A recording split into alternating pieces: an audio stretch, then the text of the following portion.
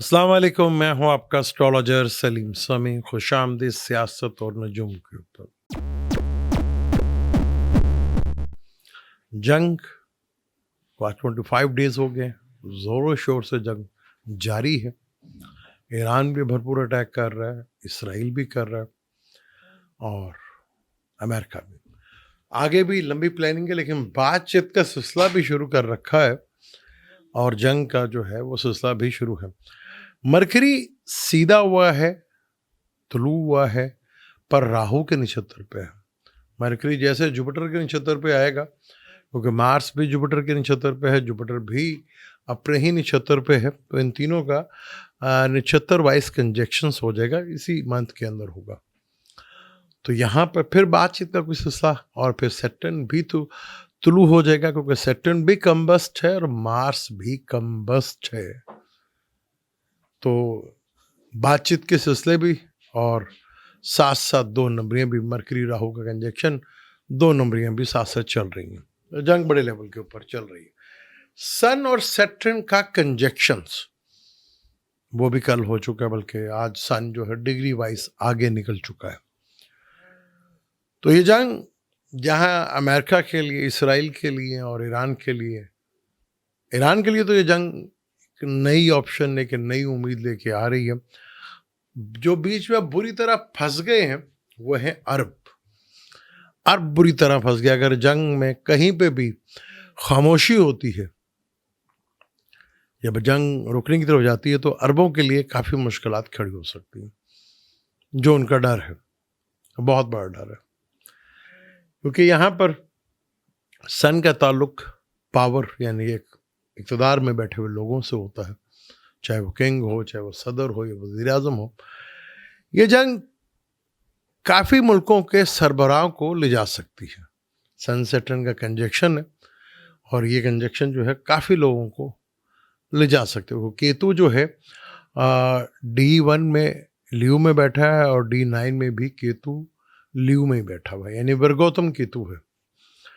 और नवांशा में जुपिटर जो है एरीज का है और सन और सैटर्न लिब्रा के हैं, यानी सन नीच का है वहाँ पर और सैटर्न के साथ है और जुपिटर। तो कहीं ना कहीं अर्थक्विक के असरात भी दीगर बनते हुए नजर आएंगे, यानी अर्थक्विक के झटके जो है वो भी, कुदरती आफात भी जो है वो साथ साथ बड़े लेवल के ऊपर देखने को मिल सकती है, और कुछ और वजह से भी कुछ हो सकता है। क्योंकि सन ने जैसे ही एरिस में आना है, उसका D1 में तो एरिस में होगा और शुरू की डिग्रियां 3-20 में भी वो एरिस का ही होगा, और केतु के साथ उसकी ट्राइंग होगी।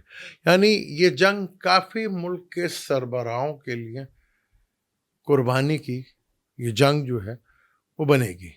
कई मुल्क के सरबराहों के लिए ये जंग जो है उनकी हुकूमत के लिए काफ़ी बड़ा ख़तरा बनती चली जाएगी।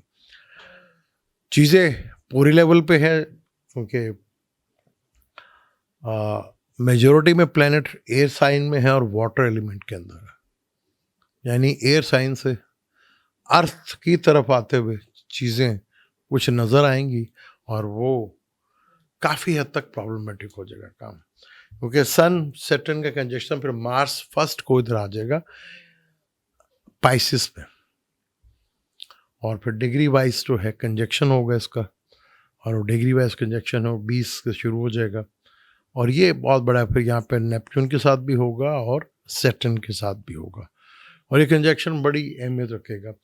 जहाँ जहाँ ऐसे ऐसे जब सैटर्न तुलू होगा और जुपिटर जो है, मरकरी जो है जुपिटर के नक्षत्र में जाएगा, फिर वो पाइसिस के घर में भी आएगा, जहाँ पर राशि परिवर्तन होगा, तो वहाँ कुछ जंग की बातें जो है या सीरियस नोट के ऊपर एक बड़े धमाके के बाद कुछ सीरियस टॉक जो है वो होती हुई नज़र आएगी।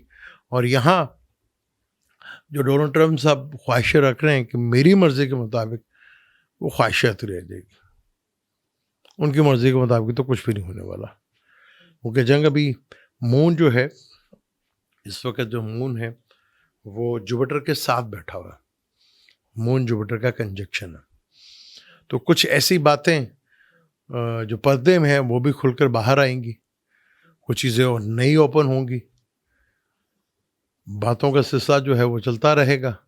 लेकिन यहाँ पे सीरियस नोट पे बातों का सिलसिला जो है वो पहली के बाद से ही, जब मरकरी भी जुपिटर के नीचे, क्योंकि अब राहु के आखिरी पद पे चल रहा है, तो यानी कि 2 से 3 दिन के बाद वो जुपिटर के नक्षत्र पे आ जाएगा।